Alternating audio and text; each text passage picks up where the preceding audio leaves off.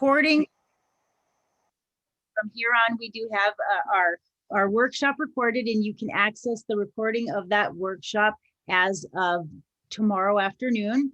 And just to remind everyone who's here that when you come in, your video is typically turned off and your audio is turned off. You're welcome to turn either one on if you have questions or if you'd like to interject. But when others are speaking, we do ask that you do keep your microphone off so it doesn't interrupt with so many people here in the room. So welcome everyone to our workshop on resumes. We really appreciate you all being here. We're so excited to have with us the whole team from Proven Recruiting. And before I pass it over to Stephen to introduce them a little bit more, I would like to give a quick shout out to some of our advisors, our mentors, our partners who have helped us here at the REC and helped us to be as successful as we've been. And I'll just quickly give a quick thank you, a shout out to our partners, including 21IQ Labs, Score San Diego, New Media Rights, the Angel Conference, San Diego Angel Conference, Harness, Connect All at the Jacobs Center, SD Tech Hub, Origin 63, Productified, the Brink SBDC. Also want to say thank you to Fresh Brewed Tech, to Startup San Diego, to Ambrosio 15, to OmniSync, and to SDSU's Lavin and Zip Launchpad, and finally to Jennifer at Optima Office. Thank you, thank you, thank you. And I will stop talking and I'll pass it over now. Stephen, will you introduce the rest of our guests today? Hi, thank you, Tanya, for thanking all of our sponsors.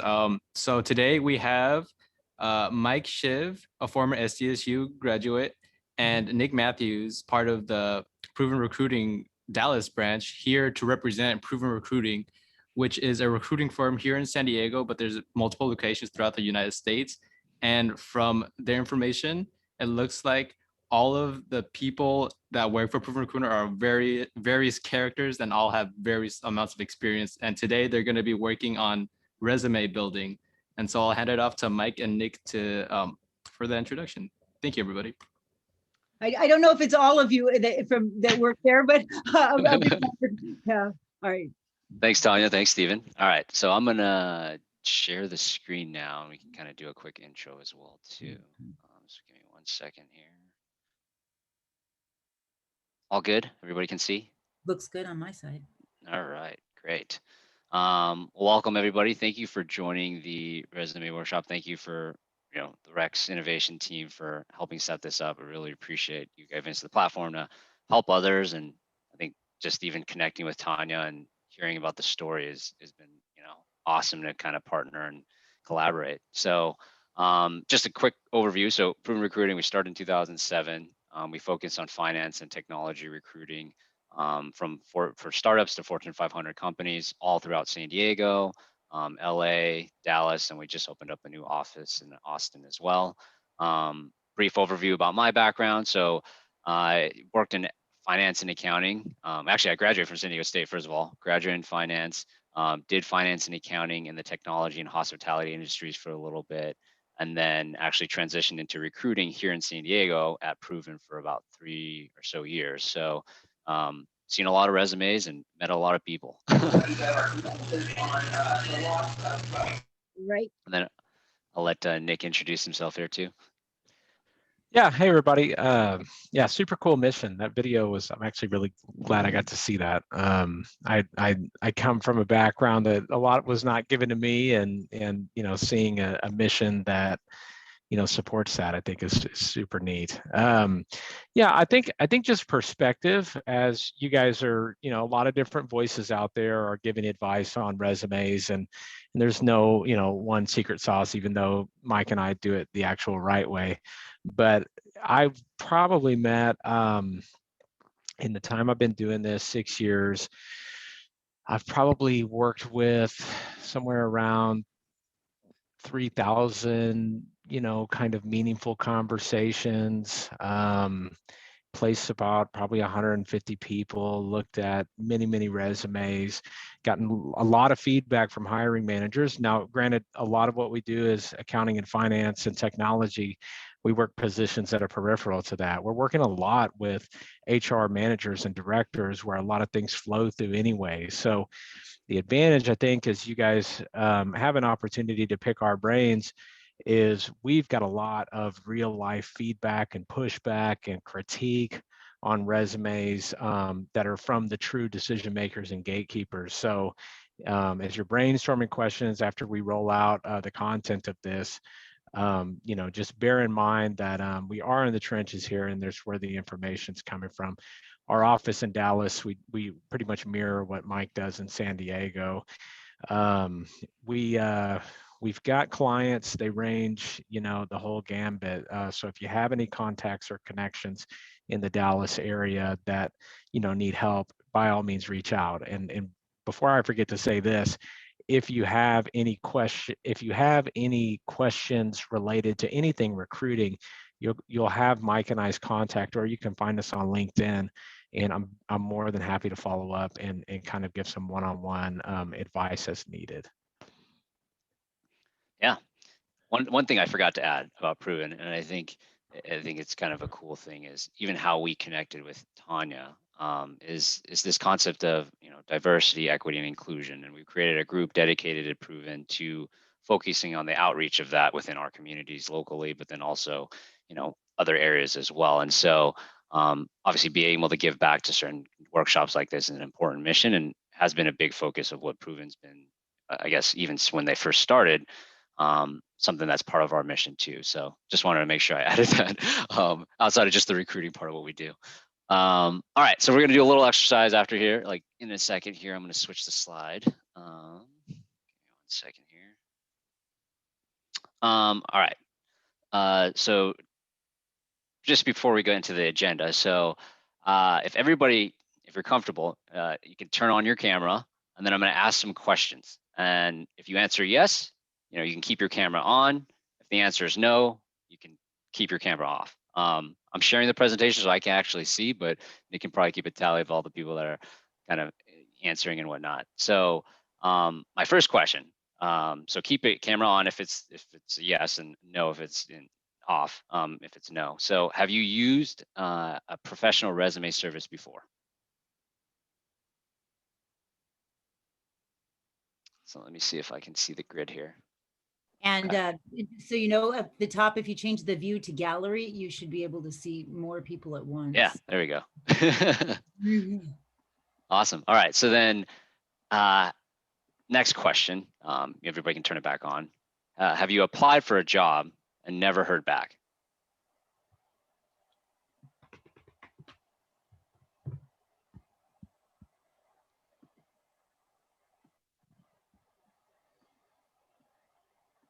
Very common, unfortunately, but yes.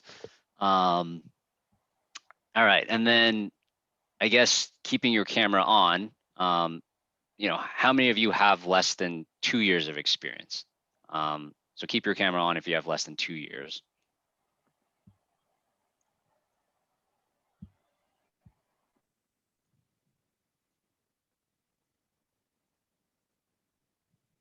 Okay.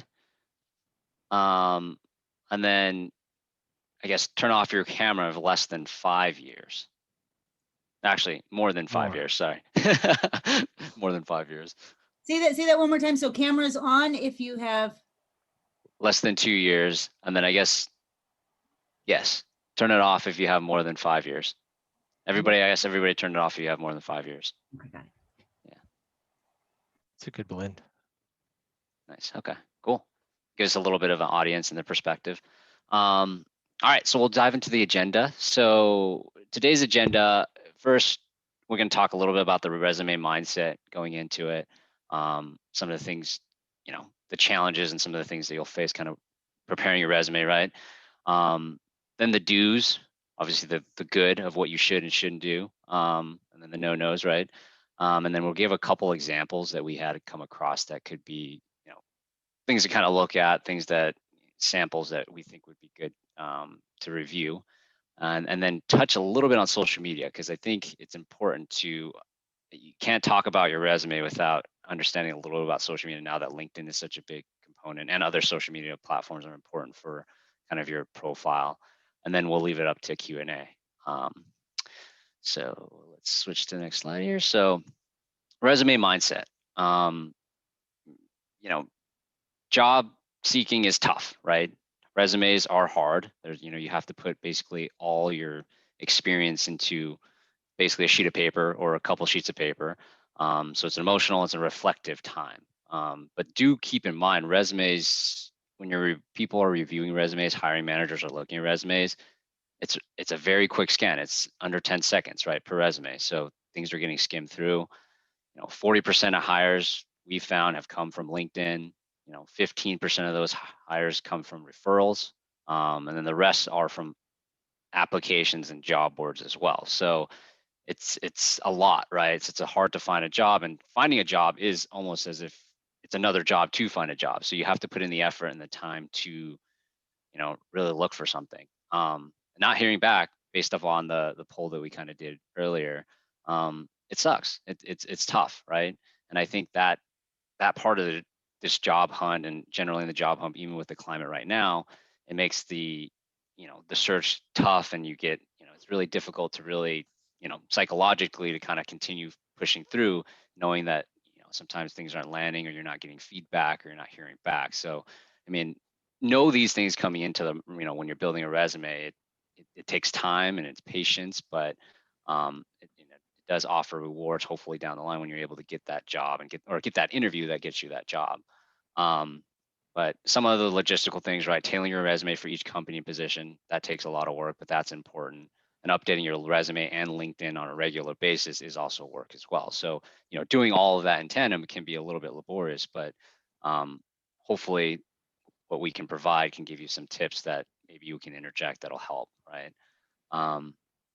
But Nick, I don't know if you want to talk about a quick example. Yeah. So, just hit on one thing. So, Mike and I, we do a significant amount of cheerleading in our job, and just encouraging people. I can tell there's a variety of people in different situations that struggle to get the interviews, and things are really competitive, and even in a really good market, can't find an interview. I had one particular candidate that I really remembered, and I wasn't able to find her a job, but she told me, she said she had relocated here from China, and she was on sponsorship. She had a great background. She was degreed, and her background was good, except she required sponsorship as an entry-level person. And she told me she was applying, I think over the past 3 or 4 months, to about 200 jobs. And of the 200 nationwide positions of staff accountant, senior accountant that she'd applied to, staff accountant actually, she'd heard back from 4 and got 2 interviews, and they were just not even past the first round. So, she was super defeated. And I really, I didn't have great advice other than the fact to tell her that, you got to keep going. You just have to keep going, and you have to keep trying. You have to keep doing what you're doing. You're getting some progress. And then she emailed me about a month later or 3 weeks later and told me that she found a job. So it's harder for some people, I think, than it is others, but resilience is super important. And you have to think of it as well that, the goal is to get an interview, yes, but the goal is also to find the right fit, right? So just because you have one interview and it seems great and you're trying to mold this into, what you want, don't stop. Make sure that you're keeping going and get multiple interviews, so you give yourself a chance to choose the best available opportunity instead of just the first available opportunity. Go ahead, Mike. Yeah. And even in tandem with that, right? So the resilience comes with also being able to tailor your resume for each position and company, and making sure you're continuously updating those things. And I think, with that being said, the other passive way to do things is making sure that your job boards speak to you. So knowing what jobs you're looking for, having those, alerts set to you, so you're always constantly updated and then trying to apply, but, in tandem with making sure that your resume is up to date so you can apply for the right roles, right? But we'll go into detail about like things to look for, things to kind of specifically focus on. And I'm sure there'll be tons of questions at the end. So we're going to open that up for questions towards the end too. So we shift into the next slide here.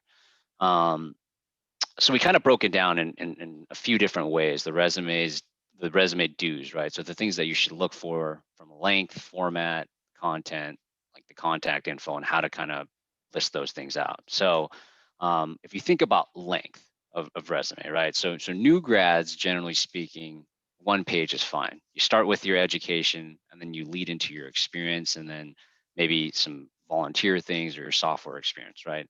After 5 years, 1 page can be tough, right? It can be a lot to consolidate. You probably have to shrink the font. There's a lot of margin kind of movement. So 2 pages is fine as long as you're concise with your word usage. And then you can shift around your education. So after a certain number of years of experience, you'd say maybe 2 or so, even 1 year or so, you can probably shift your education down and shift your education up, right? And then the certifications can go into that as well. When you're over 10 years, anything prior to 10 years might not be as relevant. So you can kind of, what I suggest is you can list out some of the companies and the role and not have to go into as much detail, because usually it's probably the last, unless it's relevant, probably the last 5 to 10 years of your experience, if you're over 10 years, that are the most relevant, to what you've done, right? Sometimes if you're a director or a manager, that's probably more relevant for a director level job than maybe, when you're maybe more junior level role that you had before. But to keep in mind, right, there's a limited amount of space. So using it wisely and being efficient is very important. It's a lot to do because you're trying to consolidate everything you've done in your career into 1 page and try to make it appealing and add the right words and those things. But with enough practice and enough revisions, hopefully it gets to the point where it's something that's presentable, so that it gets you that interview. Because the idea is the resume is supposed to get you that interview, right? Next up is format. So I think the overarching theme, me and Nick collaborated on this, is like, with format, you don't need to stand out like extraordinarily, right? I think even when recruiters are looking at resumes, and even people on my team, people hiring managers, it's a clear and a concise format that's easy to read and easy to kind of follow through, right? So using professional fonts, I would say the smallest font you probably should use is 10-point font. The standard fonts that people usually use, I've seen, is Times New Roman, Arial, Calibri, things that are easy to read, that are the spacing is right and it's not too overwhelming, right? And then making sure format is consistent across the board. Margins and alignment and spacing are like super important, because sometimes one date may be pushed out to a margin to the right or left, and then one date doesn't align with that. Like, you'd be surprised how important that is, right? And even then, like the hyphenation between your dates. So like if you have a month and you have a year, and then you hyphenate to like show present or show your next month or year, whenever it is, like if that's not consistent, that, I mean, off the bat, when somebody looks at it, it could be a little bit of like not quite a red flag, but it's kind of like a little bit of a turnoff for someone looking maybe to hire you, and your job is supposed to be attention to detail or something along those lines, right? So that's super important. So, one column layout, I think that the spell check and the punctuation, the grammar is very important. Spell check is used on Word or whatever platform you're using to type it out. It's a tool that you can just open up and press, and hopefully it catches everything. But, obviously that shouldn't suffice, like just looking at your whole resume and reviewing it, but it does help to have like a double check to make sure that everything is in line from like a grammar perspective. Let's see here. So next up would be the content. So this is super important. I think the content, when you're thinking about the content and the bullets within a resume, what stands out isn't, the responsible for kind of comments when you're talking about your experience. It's what separates you from another candidate is your specific accomplishments, right? So, you want to tell the story of results, your contributions, and your key projects. One of the 3 questions that I always think about, that I was taught as a recruiter to help engage people to answer, the what to include in your content questions in the resume is like, how have you saved time? How you've saved money? Or how have you helped the company make money, right? Those are very tangible examples, and you can show it through numbers. You could show it through efficiency from a timing perspective. You could show it from metrics that you've built out. Like there's quantifiable things that like when you first look at a resume and you see that, you're like, wow, I want to talk to this person, right? And those are accomplishments. And I think even as you're talking through your experience and talking to the hiring manager or whoever you're talking to that you're interviewing about your background, those are the things that are going to stand out on the resume, and that's what's going to separate you from someone else. I think also it's the show don't tell, right? The what, the when, the where, and the how much. So answering those 3 questions tend to be, more of the storytelling leading to the results than just listing out a job description of like what you've responsible for, or what your tasks are. Nick, I don't know if you had a comment on chiming in about, standing out. Yes. So I guess this is one of, for not a very exciting topic being resumes, this is probably one of the more interesting things to me, which is how you're really telling your story, right? So, as I mentioned, I've looked at, I don't know, thousands of resumes. And eventually hiring managers will get resume fatigue, and they just start looking the same, right? And people build them the same. They sound the same. People that have done similar jobs write the similar things, right? And it's just how we are. But I think in terms of formatting, it's part of it is you don't want to distract. You don't want to stand out with your formatting, right? You'll see a lot of marketing people that make more efforts to that. And that's one of maybe the few exceptions. But you really want your format to be just almost people unaware of that it's even there. It's just so clean looking. They go straight to the content, and that's the area I think is worth standing out is the content versus the format, right? So then moving over to storytelling, right? Storytelling doesn't have to be that you're accomplished, you have amazing accomplishments, right? It's just a certain level of detail that brings to life who you are more so than just these tasks that you've done, right? So a lot of resumes I look at, I can walk away, and I use the example of accounting because that's the world I live in. But a lot of accountants, I kind of read this resume, and it's almost like I walk away. It's like here's this stick figure that is qualified, and it's got these qualities that seem common to the profession, right? And it's just missing things like the setting, right? How many other people were around you when you did it, right?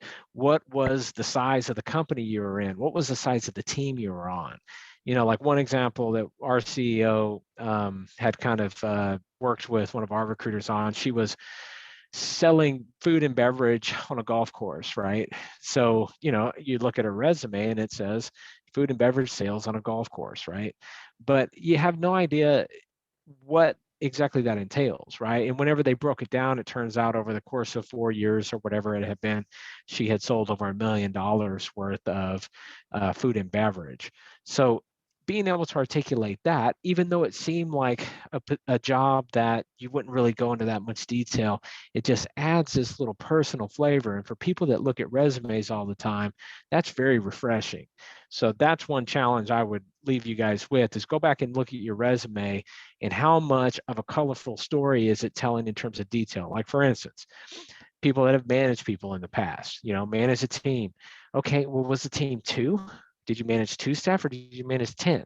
It doesn't matter which one, right? But them knowing that too. Hey, who did you report to? I reported to the manager of such and such. We'll put that on there, right? Now I'm starting to visualize the setting that you're in.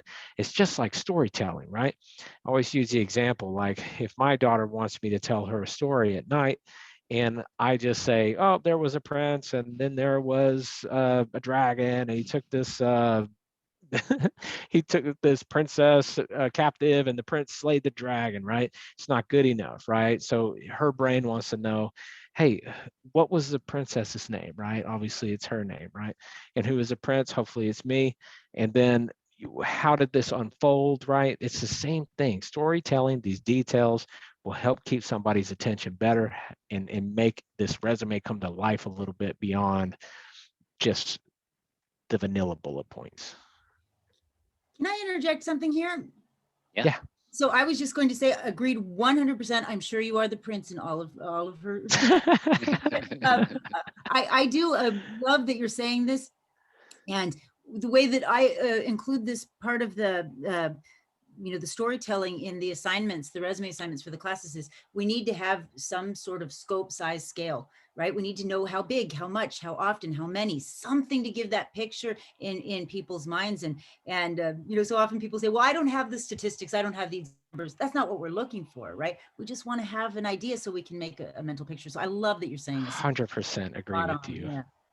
Yes. Awesome. All Yeah. right. Go And ahead, for Mike. those, I mean, even just to interject, I think about when I was a new grad, and I think about new grads that may be on this call as well. It's like, what have I done, right? If I've been working, a sales job or working in a restaurant, right? Think about the sales that you've had, right? On a daily and a weekly basis. Like, hey, if you're a server, hey, how many sales are you doing? Include that in your resume. Sometimes that adds quantifiable things that, sometimes you won't know unless you think about it and you kind of ask the right people, and then you find out like, oh shoot, I've quantified it and this translates and I can kind of make it work, right? So there's always ways to quantify your time, how much money you've helped the company make, how many, the projects you've done, your team size, like things like that are very important because that's what stands out and that's what helps you stand out. Other important things, I think the contact info. So nowadays, I think just due to some of the parameters of privacy and whatnot, you don't need to include your full address. So city, state, and zip code is okay, just right off the bat. And then thinking about, how do they contact you, right? So phone number, make sure that's updated. The email is updated, and the email is an appropriate email as well. And then link to your personal websites. LinkedIn is a good one. GitHub, if if there's any tech related things, other personal websites that you've created. Make sure that information is up to date because that is very important. And then also sometimes too, to keep in mind is sometimes when you apply to something, employer emails go to junk. So just keep that in mind that like you always want to check your junk email to make sure that if you're getting resumes or something like, or you're sending your resume places, it's not getting filtered through and you got a request to interview somewhere, but realistically it got sent to junk and you're like, oh shoot, I missed that window last week or something, which wouldn't be good. So just keep that in mind. The contact info is another area that's kind of important. So they know where to reach you and who to call. So next up, the resume no-nos, right? So one thing that's important is you definitely don't want to write resumes in the first person. Well, resumes should be appropriately written in the first person implied, but they should not use I, and they should not use other pronouns like me, my, we, or are, right? Or either of those things. So just keep that in mind. And when you're writing your resumes, that perspective and the way it's written shouldn't have the word basically I in it. One of the main things, so sometimes the mistakes and kind of when we're reviewing resumes is inconsistencies on the resume, right? I think oftentimes of inconsistencies in your employment date, meaning maybe there's months of employment and the job titles don't align. Like it's important to align your job titles, your month to your LinkedIn. And if there's inconsistencies there, because people do look at your LinkedIn and also your resume, it can be a little bit of a red flag. Another thing is also gaps of employment that aren't included or not included, right, on your resume. So sometimes there's a little bit of a question of like, hey, why did you not include it? And sometimes the one thing that I've had come up in situations is that when you're getting an offer and maybe you're getting a job and then they run your background check based off your resume and it doesn't show that you had that job in your resume, it can come back to bite you. So just keep that in mind. Is the titles align, the months of employment align, your responsibilities aligned to a certain extent of what you've done. Abbreviations as well. San Diego has a big defense community, in the defense world there's a lot of acronyms, right? And even in the tech world too, there's a lot of acronyms. And sometimes you want to speak the language to people that are not literally in that industry. So if somebody's looking maybe from a different industry and you want to get into something different, they're not going to know those specific abbreviations. So I think it's important to write it out so that people can understand, okay, so this is what you're talking about. A few other things that are pretty important on the resume side is the poor writing, the tenses, and then the passive voice, right? So when you think about, you always want to be present tense for your current job, so whatever you're currently doing. past tense for everything in the past, right? I think that's super important. When it comes to like making sure you're fixing any poor writing, you definitely want to make sure it's grammatically correct. The spell check's important. Worded in a professional manner, in a formal tone, and making sure that the resume is understandable to someone, even if they don't work in that industry. Like I mentioned, with abbreviations, the resume should be able to be read from someone that, if you're applying for something in a different industry, then you have to kind of tailor it so that that person can understand. There's a couple of things that I actually looked up that, there was a way to the passive voice versus the active voice, and there's a way to fix that. So you definitely want to be in the active voice when you're writing kind of the bullet points of your resume, right? So there's a test that you could do. So the verb test is like you look for helping verbs. So anything in the form of to be, right, is a passive voice. And then there's a test called the by you test, where, if you insert the phrase by you after the verb, does that sentence still make grammatical sense? And if yes, that signifies that it's passive voice, right? So you definitely want to be in the active voice when you're talking about your experience, just because it makes the flow of the writing a lot more professional, but then it also makes it a lot more grammatically correct. No need to include your picture.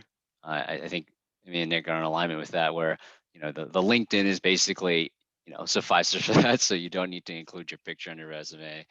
I've also seen a relevant hobbies and interests. So if the hobbies, let's just say you're applying to a golf company, right?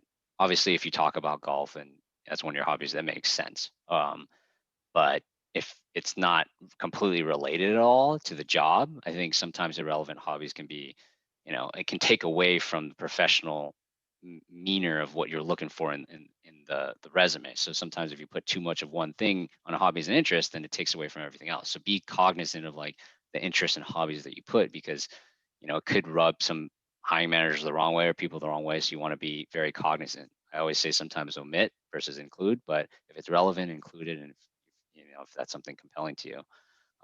File format. So in my world, in Nick's world, we often see, when you convert something to a PDF and when it's a Word file, everything gets discombobulated from like a format perspective. So make sure that your Word version of your resume and your PDF version of your resume both align, right? I think the worst thing to do is like you have a PDF version and then you send the Word, and the Word is all types of, it just doesn't make alignments, and there's issues with columns and everything else, and it just looks very funny, right? And so it makes it a lot difficult for people like us, where we need, for whatever reason, we need a certain file type, and we have to present it to hiring manager. It just makes it makes it a lot more challenging for people to kind of keep it consistent, right? And then, the way it prints out and everything else too. So always make sure, if you have a printer, if it's a PDF version and a Word version, I would always print out the resumes just to make sure everything aligns, it makes sense, like, they're both one for one, which is pretty important. All right, so the sample resume here. I don't know, can people actually see, or should I pull it up? You might need to pull it up. Small. Yeah, it's a little small. A little small? Okay, let me pull it up then. I'll add one thing while you're doing that, Mike.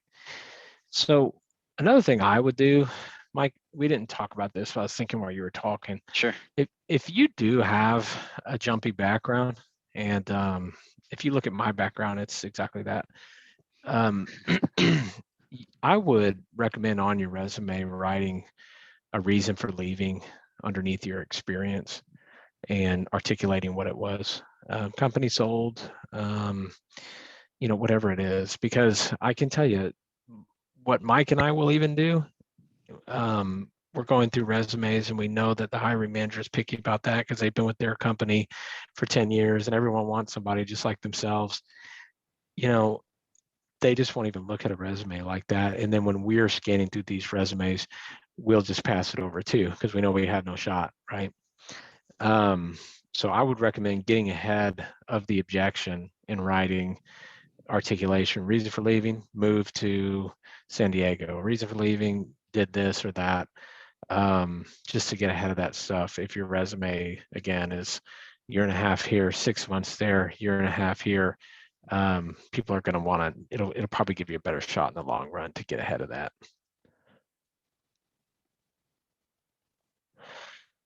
Okay. The let me see. Okay, I think that's decent, Mike. You might be able to go in one more level. So this one we titled greater than 1 year experience. There's a couple different variations that are going on here. So some of these things are interchangeable. So here's what my take is, Mike and I's take is on these. So just scanning through this, right? So it has recruiting heading on it. Your resume is going to look different because it's not going to have that proven recruiting heading, and then underneath the name, it's going to have the city, the phone number, and the email address. But what I do like is, and again, different people agree or disagree on this, but the professional summary piece, especially if you've been in the workforce for 1 year, I think is a nice touch, opposed to what we commonly see being objective. Objective, in my opinion, is more relevant to new grads, right? So when I see someone that has objective on their resume in that top spot, and I'm pointing to it, like I can see what I'm pointing at, but that tells me this is more of a green person, right? And to me, it's not as strong, I think, as a professional summary, right? And even a new grad can do a professional summary, right? Accounting and finance graduate, extensive coursework and this and that, ability to work. I mean, this stuff can be fairly high level and generic, but really what I'm trying to do is, again, in this whole bank of resumes we've looked at our entire careers, what I'm trying to do is I'm trying to get the resume on par with what my subconscious or conscious mind views as top 10%. The best people that I've worked with, what did the resume look like? The most marketable people, what did it look like? And this format carries really well. So you've got the company, the city, the date on the side. You got the title in italics underneath. It's very easy for my eyes to distinguish what's going on here. You have multiple positions within one company. Boom, you're like a step ahead of me, Mike. You just tag them out like that. So you've got, no, go back, Mike, if you don't mind. You've got, on this first company, you've got corporate staff accountant, and you got fixed asset accountant. We got the total experience on the company line. It encapsulates both of those, but then we've articulated what each role you've spent time in, and we've put them together like that. So that's how you would handle if you have multiple titles within one company. So this new grad resume, I've prioritized at the top the education, right? I think as you get further along in your career, depending even on what your education is, right? If you're applying and let's say that you're applying for an accounting job, but your education is marketing, I might not lead with the education piece. I might lead with any kind of relevant experience I have to accounting, because I'm trying to speak their language as fast as possible, which is a concept that I teach in the interviews as well. So we're trying to speak their language as fast as possible, right? So this is super clean. This is exactly what we like to see. It's exactly what is a path of least resistance from the hiring managers that we work with. The hyphens are all consistent. Probably the number one small mistake whenever I proofread, doesn't matter what level, people's resumes, is getting the hyphen between the dates. Big like the other one and with the right space on both sides, even though that sounds ticky-tacky. If you're applying for a role that's detail oriented, you might get called out on it. I like the concept, even though I've just kind of got a little bit of fluff in the content of this. I like the concept of articulating what this company size is. I like the content of what the team size is. I like kind of working from the outside into the specific role in a detailed way. Certainly, I think switching these things around as it's relevant to the job that you're going after. So scroll down, Mike. The internship piece of this, You're going to drop that off at some point. It depends on your profession. If your profession is very, very conscious of that, but certainly after a couple years of experience, those become a little less relevant. And again, what they'll do is they'll start to make your resume reflect new grad, cheaper, right? Then they'll be saying, hey, this is a kind of true professional. So just be conscious of that. Sometimes you need it to kind of add to it, or that companies are requesting it, depends on your profession. Just be conscious of the way that internship and objective reflects kind of new grad instead of professional, right? Mike, if you go back to the other one, that, going back to the professional summary, right? This again, and I'm a big proponent of being specific and things like that, but this is the one area that I'll let people slide a little bit of, putting some qualitative things in there. It's okay here. I'm using this. So what this is doing, professional summary, it executes the exact same function as objective, right? So the objective here is for me to position what I'm trying to attract, right? So, hey, seasoned accounting manager. Okay, well, that means I want to be an accounting manager, right? With aptitude for high growth environments. Okay, that means I've got ability to do that, right? So you're kind of positioning what you're trying to attract a little bit better than objective seeking accounting manager role, right? This is a higher level of polish. Scroll down, Mike, if you don't mind. Certifications. So education, certifications. Sometimes I'll include an additional category called software. Again, it kind of depends on the industry that you're in, but those would be kind of the main things that I'd be going for. The graduation date, I would definitely put the graduation date on there. GPA is one of those things. Tanya may know a little bit better. I think certainly new graduates, it's decent to put it on there if you have a decent GPA. I don't get asked that super commonly, but we don't also, another thing, about Mike and I, we don't work on a ton of entry-level jobs, right? We do have some, but a lot of times companies don't need quite as much recruiting help for the entry-level jobs. They usually have a greater quantity of applicants. So Tanya's probably a better resource to kind of direct you on whether and how to include the GPA. And I would say, just to answer that, my guidance on the GPA is if it's something that makes you look good, so 3.2 or higher, include it as a recent grad. At a certain point, as you move away from being that recent grad, it drops off, even if it is stellar. I think that sounds great. Okay, Mike, that's all I got on that. Anything you want to add?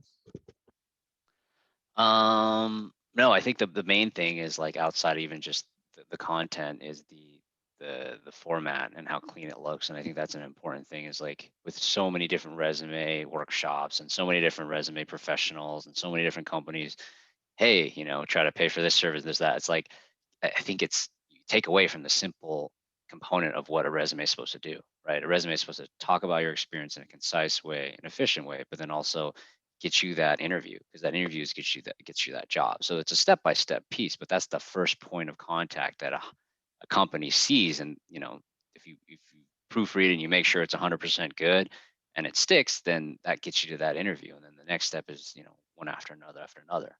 So I think that's an important thing to keep in mind, is, like, what's the purpose, who's the audience, and what's the purpose of what I'm doing, right? And then if you keep that in mind, then it's like, okay, now I know who I'm writing this to. I'm not just writing it just a job description. I'm writing it to an actual individual that's going to review it, that's going to see it, and what's going to stand out, right? So I think that's super important to keep in mind. Yeah, and to the question in the chat, I don't think it's very common for employers to ask for a transcript. I've maybe had one or two in 6 years ask. I don't know, Mike, if your experience has been different. Probably not as much. They do sometimes, if you're a new grad, sometimes the GPA does factor in. Some companies have a little bit of a restricted policy about having at least a 3.5 and above. Sometimes the Big Four, public accounting does. Sometimes larger companies, tech companies do it. It all kind of depends. I've seen transcripts sometimes, but not as often as kind of most people may think, right? Agreed. And then we'll go a quick overview. I know that we're trying to make sure we have enough time for questions of social media, because I think this is a very important thing to think about in tandem with your resume building. All right. So from like this perspective, I don't know if Nick, if you want to interject or touch on it. We're both doing it together. So I think Go from ahead. like a social media perspective, creating a profile and use it regularly. So like your LinkedIn, making sure you're you're updating it. It matches up with your resume. I mean, you have a picture. Picture is the most important thing. Always include a picture, because there's some percentage out there that the number of people that don't have a picture actually just get passed up, right, on LinkedIn sometimes. So make sure you have a picture and it's a professional picture. I think being active on LinkedIn is helpful. I could do a lot better job at that, but I definitely think that, when you share professionals, share articles, share pictures, and you write an own article, it does gain traction. There's an algorithm in LinkedIn that actually, builds up to make sure that, you're a higher profile that's seen to other places and other companies. So I think it's important that you can be active.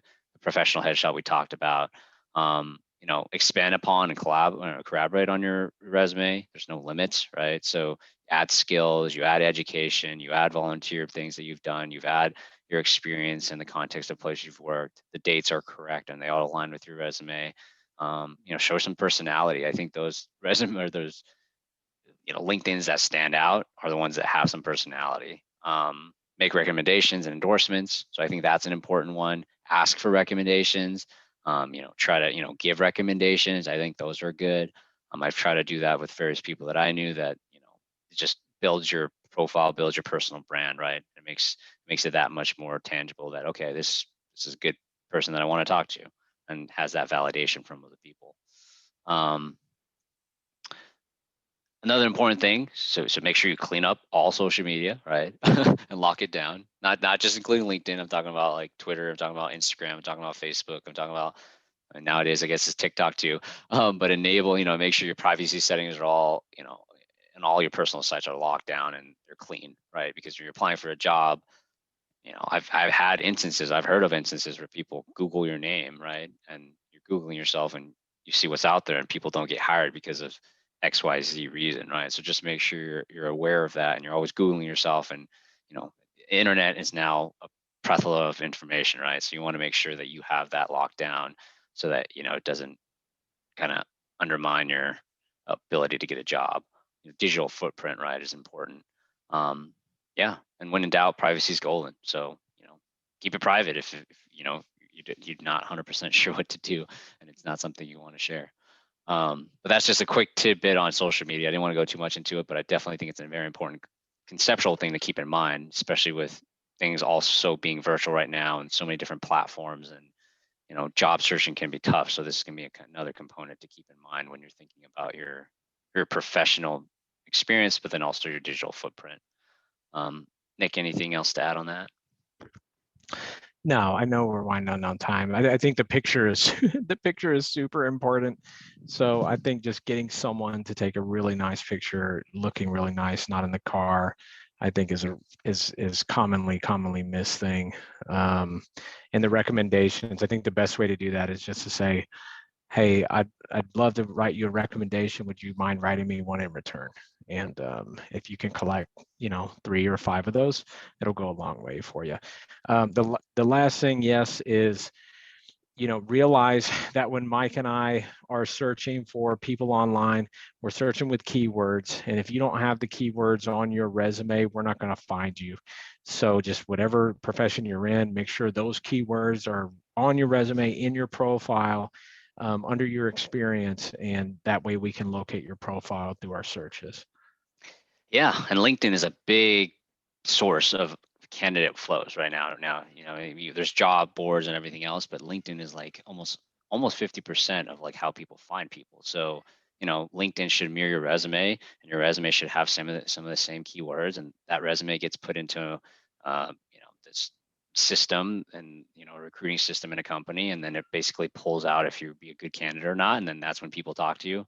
Or if it's a recruiter, we're looking through hundreds of resumes and we see keywords and it makes sense, right? So there's different ways of like how your resume gets filtered, but make sure your LinkedIn's unlocked, because most LinkedIn's get referred to the, you know, it's LinkedIn, then resumes, then, you know, that whole process to hopefully get you an interview.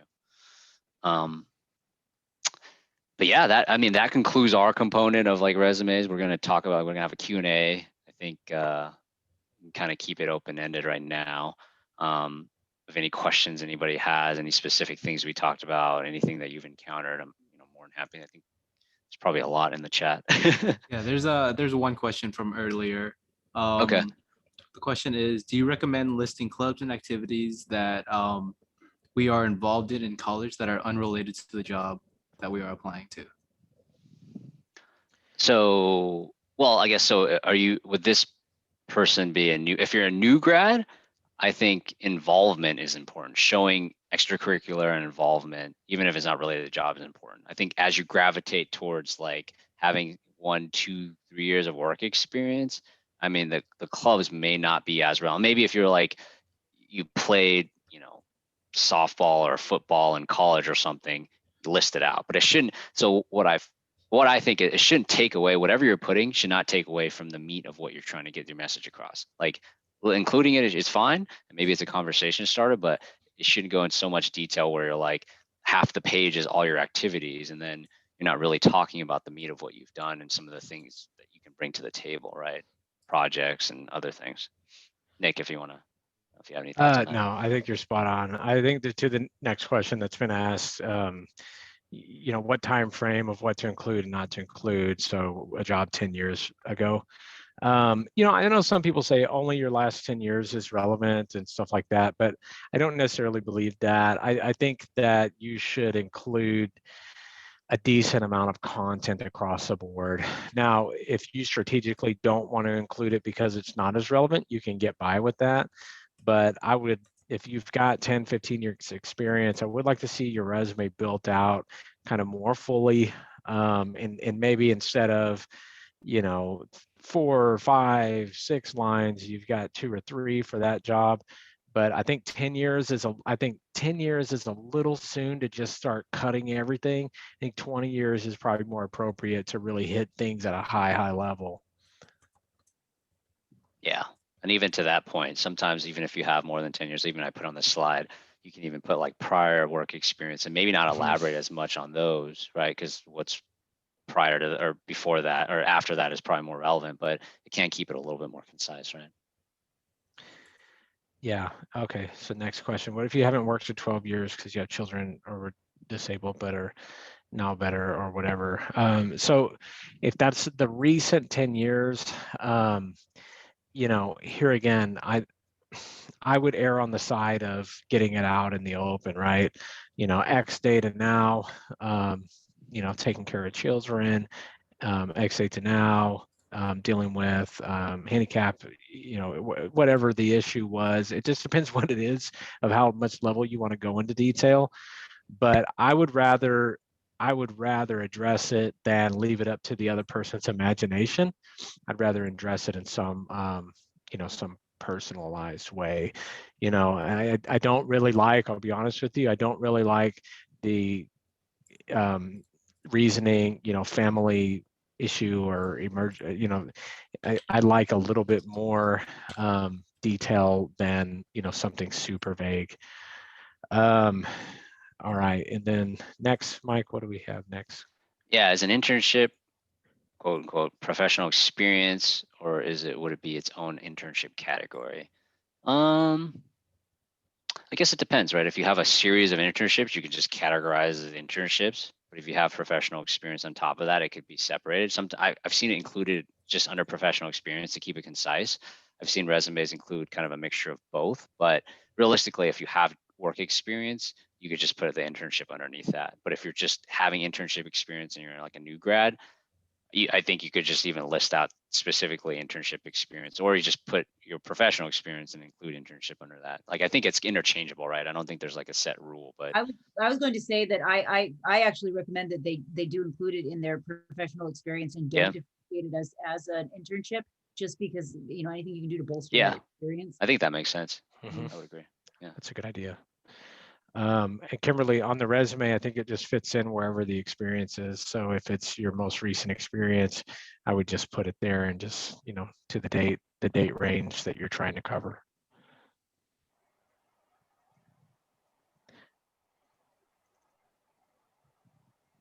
You're welcome. Oh, there's another Uh, question. Sorry. How would I interact with a recruiter in a different way from an employer? Say that again.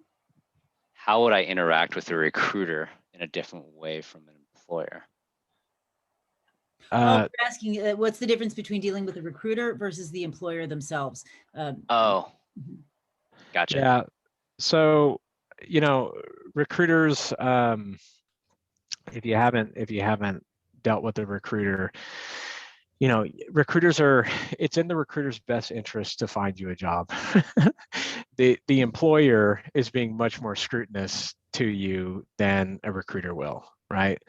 I think you need your presentation to a recruiter needs to be as polished, I think, as it does to an employer, because we're salespeople, right? So we're going to be able to sell you best if you show up to our meeting with a suit on or with just a high level of professionalism.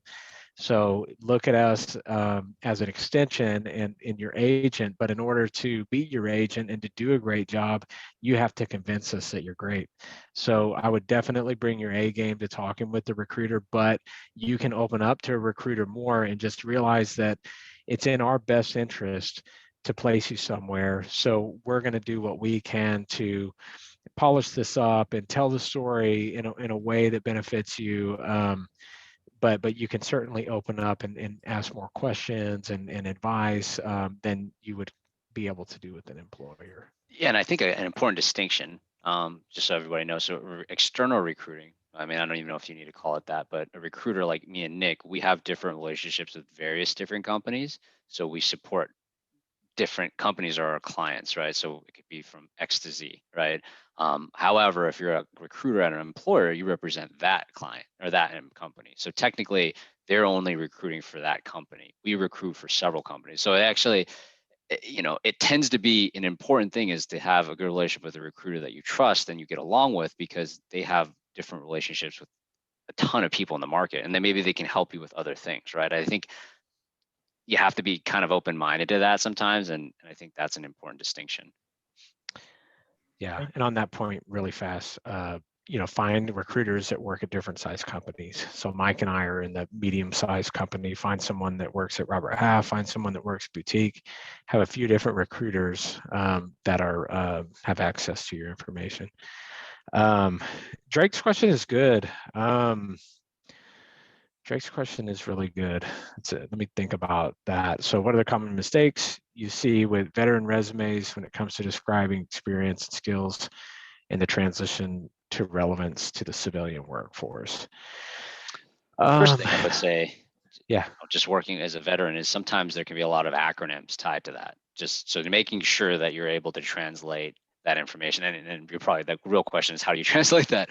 But just that's one thing that comes to mind when I've seen on veteran resumes, right? But sometimes when you're a veteran, you've gone up kind of the ladder and you're like a leader, right? Or you come some type of management experience or leadership experience. So translating that into something that's tangible, you know, it kind of depends. I don't know. I don't know if I've interacted with that as much, but I've worked with people that are veterans in San Diego that list it on the resume, but have a little bit more experience prior to that. And I've seen it where they've articulated it from like a leadership perspective, or like, you know, some of the things they've managed from like a, you know, supply chain or shipbuilding perspective, or depending on what division of like your veteran you are in the military. And it's translated well, but I mean, I guess it depends on the job that you're looking for, and then, you know, what type of work that you're looking for, right? Like if it's a manufacturing job and you did a like manufacturing the veteran, like when you were in the military, maybe that translates, right? Or if you were like a platoon leader or something like that, and you want to looking for like a management or like an opportunity for a leadership position as a manager somewhere, that's relevant, right? So I think it all depends on like the type of job that you're looking for, and you can kind of tailor it accordingly, right? I mean, I'm not super familiar with the military space, but I know that there's so many different types of jobs in those functions. So it's just a matter of like translating XYZ to that, right? Okay. Best way to document loss of employment. I think it depends, but again, I would put on the resume. So you have your experience, you have the company, the title, and the bullet points underneath that final bullet point tabbed over in line with the company. I would write reason for leaving, layoff due to COVID, something high level. Business reduction, company layoff, right? If you do get laid off, if possible, you want to articulate there were other people involved. So company layoff would indicate that you were not the only one let go. Reason for leaving, company layoff due to COVID. If that's specifically what you're asking, Jordan. I had a quick question. I see there's nothing else on the chat, so I hope you don't mind me Sure, just speaking yeah. out. Is this Enzo? Yeah. Right, Hi cool. again. So myself and a few others that work at the rec, we started as interns and now we're like employees. So what would be a good way of putting that in the resume? Do I put it as like two separate things, like first internship and then job, or the same thing? Do I even say that I was hired first as an intern? Like, what's the best way to go about that? So there's a couple ways. So I think I see this often because a lot of people that get internships actually get converted into a full-time employee, and it's like, how do I translate that? So it really depends, right? So the way LinkedIn does it, right? If you think about LinkedIn, it groups it by the company and then the role, and then sometimes there's brief descriptions underneath each role, right? If there's there's probably as an intern, there's a fine separation of what you did as an intern and then now what you converted as a full-time employee and what you're doing now. So if there's a specific delineation of what you've done, yeah, I would separate them out like, hey, you've had two different roles. Obviously, the meat of what you've done should be kind of probably what you're currently doing versus just your internship. But if it's relevant, right, I think it's always a case by case. Like if you're applying for a job and what you did as an intern, matters, but a lot of people are going to look at what you did after the internship, right?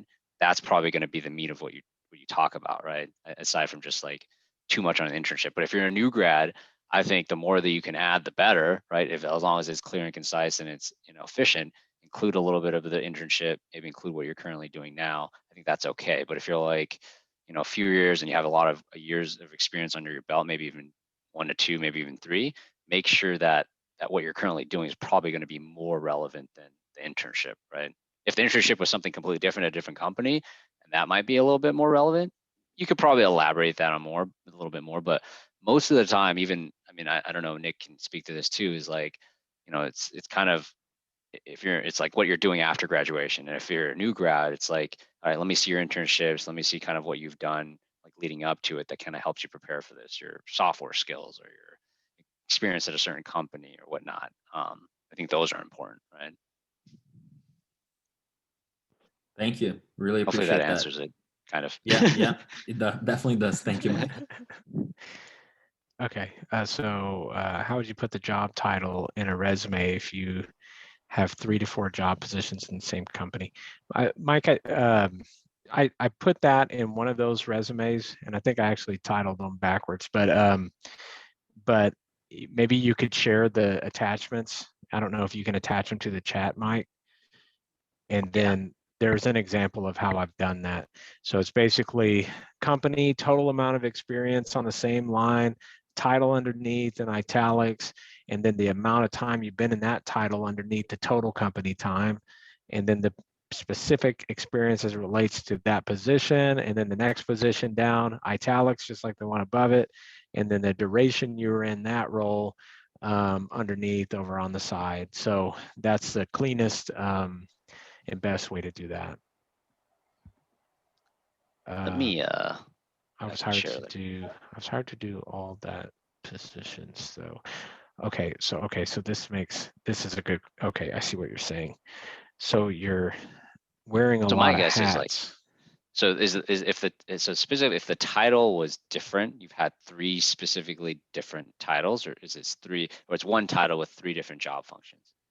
I think that's the delineation. If it's 3 job functions in one company, I've seen people, put the title // or you could break it down by each of your job functions and then kind of break down what are the things that you've done. right? Or you can just keep one title, right? And then, your first bullet talks about the things that the job functions you hold. It's like an upside down pyramid. I think sometimes it's like, hey, it goes in a little bit broad and then it goes a little bit more specific, or it starts specific and goes broad. It depends on the kind of the context of the interview or the resume. To clarify what you're talking about there, it's from the chat. They're saying, what do you do if you have 3 or 4 positions with the same company, but 3 or 4 totally distinct separate positions? I see this a lot. Questions on this too. Yeah. So I agree. I think there's so often with resumes, isn't it, case by case basis? But yeah, I would include the 3 functions and then just list out the respective responsibilities under each, right? Versus just exactly. So I think that makes the most sense. You have your main title, operations manager, or whatever the title was, and then and that's in bold black, and then underneath you could put key functions, and then marketing, and then have bullet points that you're doing marketing, and then the next one down, italics, finance, and just list those underneath key functions, and then tab over and do marketing with bullet points underneath it, skip a line, and then sales and finance. Yeah, you can even put, like, after your title, a brief like blurb, like, hey, I oversee XYZ functions within blah blah blah, Right. within sales, marketing, and finance, and then you can just list out finance, sales, marketing, kind of break that down, right? Sometimes great idea. You can kind of play it out that way too. So we don't have too much more time. Were there any other questions? Maybe we can just have time for one more if we want to answer. I think is that it in the chat though? I have one question. Sure. So if you go the route of a trade school, and not necessarily you have to complete a college education for that, would you include if you have some college in that, or would you leave that out and just specify your trade school education only? So you mean like you have your associates? Like you don't have an associates or anything, it's just some college in there, but you just go straight trade school, get your certificates for that. Would you include your No, college, I don't think if it's not relevant, like if you're not taking classes that are relevant to the job, then I would just include this trade school, because ideally what you do in your trade school leads into what you're looking for, right? So then that would probably be the most relevant. If you got like your associates or something that actually led to certification, then yeah, I would include it. But I think, unless it's the college courses aren't relevant, then I don't think I would include it, right? I don't know, Nick, what your thoughts are. Yeah, I mean, if the only courses you took were like government and history and they're of no relevance, then I wouldn't put it on there. It just doesn't add anything in my opinion. But that's just my perception. I don't know if Tanya, what do you think? I was just gonna say, the only caveat I have to that is if you're still there and you're still working towards that degree, then you include it and then you put the expected graduation date in there. Yeah, that's actually a very good distinction. Yep, definitely. Okay, thank you. Is there any No other? problem. Yeah. This professional, so this reference question real quick. So in regards to, if you've been self-employed for 10 years, your references personal clients or just industry professionals. So I think it's a mixture of both, right? I think, and you should list that. You should have professional references of people. I guess in the real estate industry, it'd be your clients of who you're selling to or buying, or who you're working with. But then also the flip side would be your personal clients or your support. So I think you can even separate it out like 3 and 3, and then you can include, the delineation between the two. But I think as a real estate person and being self-employed, I think both aspects is almost as important, right? Because you're working a relationship internally, but then all you do externally is just as important. And I saw somebody in here ask me to share an example of a resume with that issue. If you put your contact information, the email address in the chat, I'll send you a sample of how you can handle that issue. So, yeah. Were there any other pressing questions? If not, I think we're out of time here rapidly, and I want to be respectful of everyone's time. Thank you for sharing that. Thank you all so much for coming. Thank you especially to Proven Recruiting, and we've corrected that little error of not having you listed in our partners. I was just realizing that. I thought it was just behind you. It was okay. Now your picture's there. So thank you so much. We really appreciate this. And is there anything you'd like to take us out with or leave us with? No, I think thank you all for joining. It was, hopefully it was very informative, and like I already got, I saw notifications about LinkedIn connections. So good job on that. You guys are taking the initiative to do that. But happy to be a resource, happy to kind of give some insight. I know that it's, whether you're a student or whether you're in the workforce right now or whatever going on, it is a little bit tough. So keep through it. The one thing that I think that sticks is Nick talked about resilience, right? So just make sure that you're able to stay resilient through these interesting times, and then feel free to reach out if you need anything. Yeah, I think we have another workshop coming up too. So March 3rd, I think, is our CEO is coming on. Yeah, So, I think the message I want to leave you guys with is just realize a lot of people are doing the same things, and you have to use people like me and Mike and Tanya to realize how you can be different, right?